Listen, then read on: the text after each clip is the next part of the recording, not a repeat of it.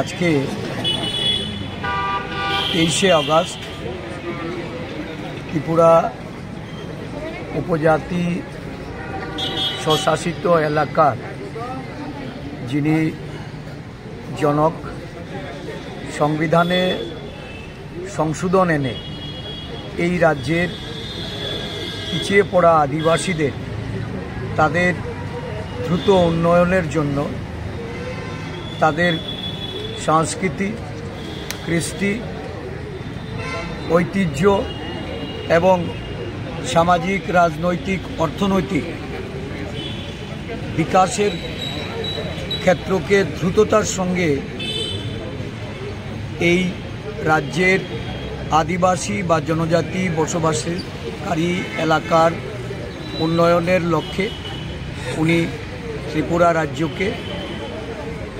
রাজ্যের আদিবাসীদের জন্য এই ক্ষমতায়ন এবং অধিকারকে সুরক্ষিত করার রক্ষা কবচ হিসাবে ষষ্ঠ তফসিলে অন্তর্ভুক্ত করা হয়েছিল।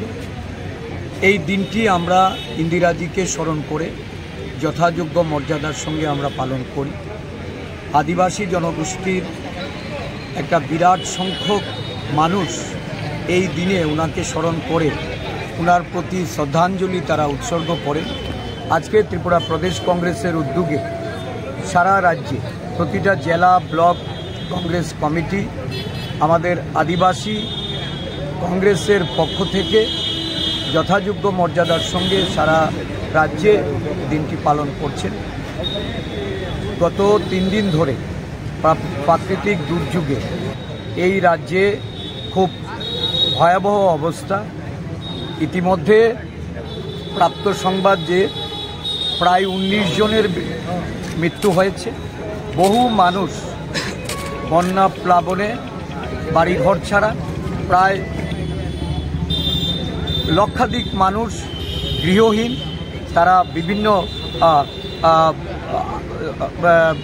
আশ্রয় শিবিরে গিয়ে তারা এখন আশ্রয় নিয়েছেন এবং এই পরিস্থিতিতে আমরা যারা মৃত্যুবরণ করেছেন তাদের প্রতি আমরা গভীর আমাদের মর্মাহত এবং আমরা তাদের আত্মার সদ্গতি কামনা করি।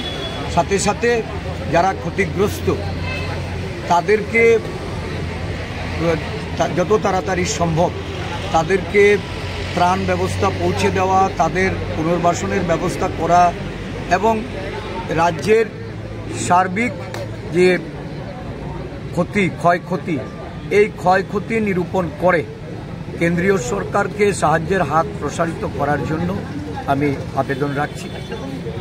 দুর্ভাগ্যের বিষয় যে গত 2 দিন ধরে এই রাজ্যে